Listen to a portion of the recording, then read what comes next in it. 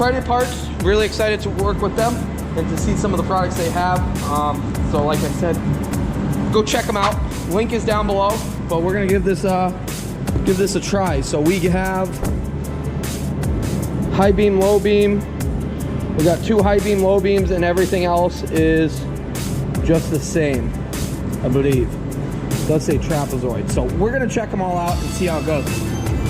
And you can see that light changes a little, but not much. Let's swap this one out, which is easy enough. Since it is a high-low, it's got 3 wires. Here's the new one, ground, H, high, low. Not going so good now. Broke that one off. Yeah. Finished up, got everything back together. You want to jump in and I'll show them what it looks like when you turn it on. So all the lights are on and looking sharp. I do gotta say, the LED kit on this, visibility is awesome now.